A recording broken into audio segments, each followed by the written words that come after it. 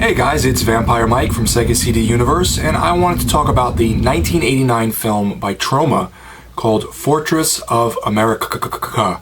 So, Fortress of Amerikkka, it has, its spelling is Amerikka. So, this is a action movie, sort of in the vein of something like Deadly Prey. So if you've seen that, it sort of reminded me of that. And it got a VSA Vinegar Syndrome release recently that I will eventually pick up because it's damn fun. So this was at one point touted as the worst Troma film in its library. I completely disagree. It's different. I mean, I grew up on The Toxic Avenger, Fat Guy Goes Nutsoid, Romeo and Juliet, Class of Nukem High. So it's Sergeant Kabuki Man.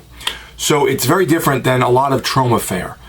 But Troma sometimes does things a little off color for them that works out. And in my opinion, this is one of those times.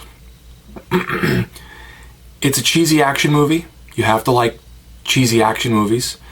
It stars an actor named Gene LeBrock, and it's about he's an ex-convict who's half Native American, who gets out of prison for killing someone and goes back to this town he's from and has a vendetta against the sheriff of the town, who, I'll get to that in a moment. Meanwhile, there's this militia who's out in the woods near the town that are supposed to be racist. Hence the America spelt with spelled KKK. But there's black people in the militia, and they really don't, that I recall, mention much in terms of race. So I was kind of confused by that. Anyway, they're protecting their area, and when people enter the area, innocent or not, they're guilty, and they torture and murder them and drag them in their car, behind their cars, and shoot them and do all kind of crazy stuff. Decent gore effects, lots of nudity with women kind of walking around topless. I think, if I remember reading something correctly, it's a lot of ex-porn stars or porn stars that were naked in the film. So it's just a real fun time. The only thing I would say is there are a couple lulls in the movie. The movie's an hour and 40, and there are a couple lulls with some talking, but nothing horrible. And I got a little confused as to the motive of the sheriff, because I felt like he had a vendetta against the main character, and the main character had this thing against him, and they sort of, I think, pinned something on him to which put him in prison in the first place, and now he's out. So there's that going on. It's almost like this, I don't want to say Rambo, but remember in Rambo how the sheriff is going after John Rambo? Kind of, but not really. Again, the closest similarity film-wise I can come up with is Deadly Prey or Deadliest Prey. And it's just nuts. There's some strange dialogue.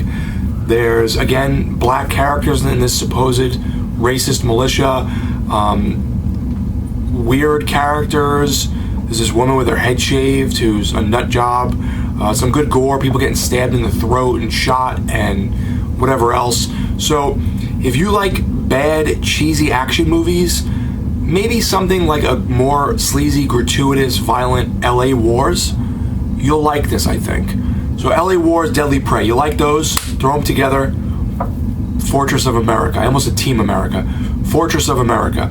I think I read online that the director had then went on to film, or I should say direct, some of the Class of Nukem High sequels.